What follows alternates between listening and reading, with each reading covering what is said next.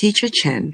This time we received a question from a viewer about children. She said that ever since she was young, people always praised her by saying, "You're such a good child. You're so obedient. You listen so well." But strangely, whenever she hears these compliments, she actually feels uncomfortable and unhappy inside. Sometimes she even feels lost and asks herself, "Who am I really?" It feels like she has been too obedient for so long that she no longer knows who she truly is. Why does she feel this way? When someone starts asking, "Who am I?" it usually means they no longer truly know themselves. So I think this person may have been overly obedient to her parents since childhood, and over time, she slowly lost herself.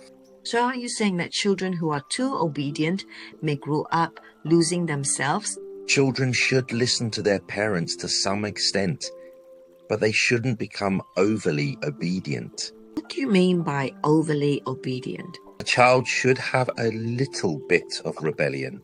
But many parents say, "I want you to obey because it's good for you. Otherwise, people won't like you." From the parent's perspective, yes. But from the child's perspective, it feels very different. A child is born into a family. To a young child, that family is their entire world. Their home is their society. If a child becomes overly obedient to parents and teachers, then when they grow up and enter society, they may become someone who only knows how to follow rules and obey expectations. They may lose the ability to follow their own inner desires. Eventually, they may become someone who only lives according to society's rules and expectations. As long as a child's behavior is not causing serious harm to themselves or others, children actually don't need to be overly obedient all the time. For example, I once met a child who was 7 years old. Her school required students to wear black school shoes, but the child told her mother, "I don't want to wear school shoes. I want to wear my sneakers." Her sneakers had a little yellow color on them. So the mother came to me and asked, "My child is so disobedient. What should I do?" After hearing the story, I told her, "Your child is actually very healthy psychologically." The mother was shocked. She asked, "Really? Won't she become a bad child in the future?" I said, "Probably not. You see, the school wanted her to wear fully black shoes, but she challenged the rule slightly by wearing shoes with some color. That challenge itself requires inner strength, and that strength is actually healthy. Because when she grows up, society will also have many rules, restrictions, and limitations. A child with inner strength will have the courage to break through unhealthy limitations in life.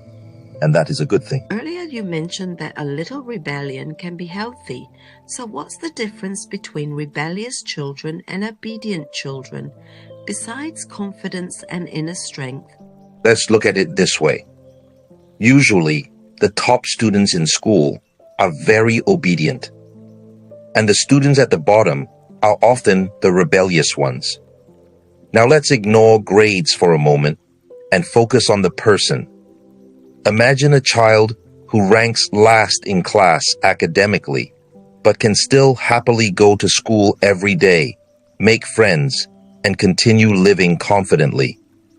That actually requires a lot of inner strength, because in life, everyone will eventually face setbacks and failures. A child who can survive emotionally through failure already has something very valuable. I'm not saying top students are unhealthy. That's not what I mean.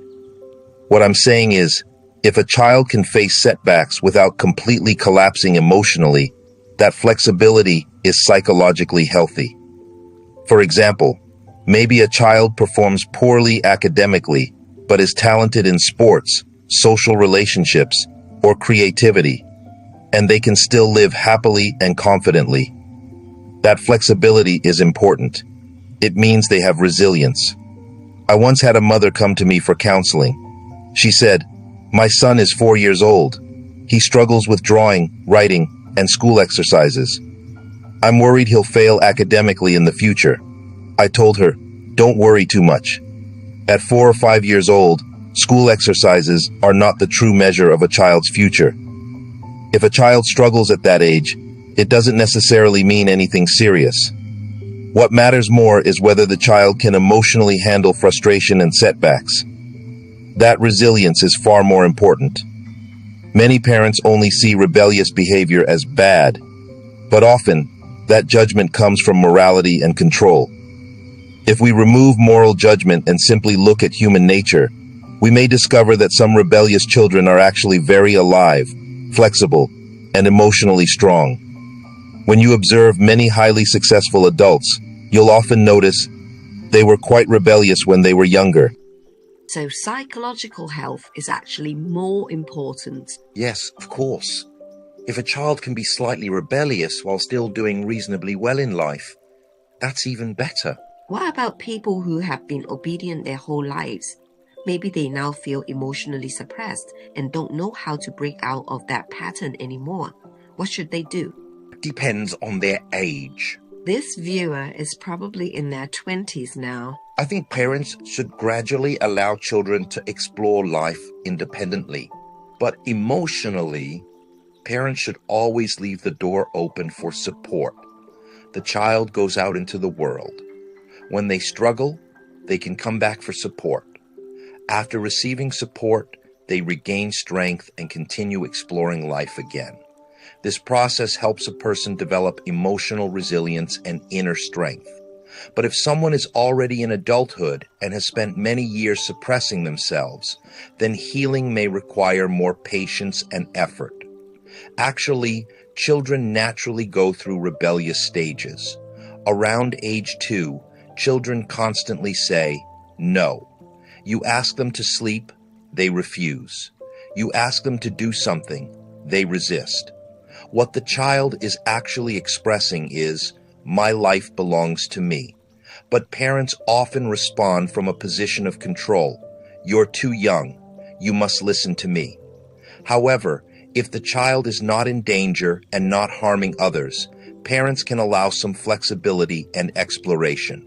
So children should be allowed some freedom to express themselves and explore their potential? Exactly. Children don't need to be overly obedient all the time. That's healthier psychologically, because rebellion is actually part of a child's natural development. If parents constantly force obedience, it can become emotional suppression. And over time, that suppression prevents the child from fully expressing their natural personality and individuality. Eventually, they may grow into adults who only know how to follow rules mechanically. Almost like they stop truly living. Exactly. And honestly, topics about children and psychology are extremely deep. If there are parents watching this video who want us to talk more about parenting and child psychology, feel free to leave a comment. We may share more videos about children's emotional growth and psychology in the future.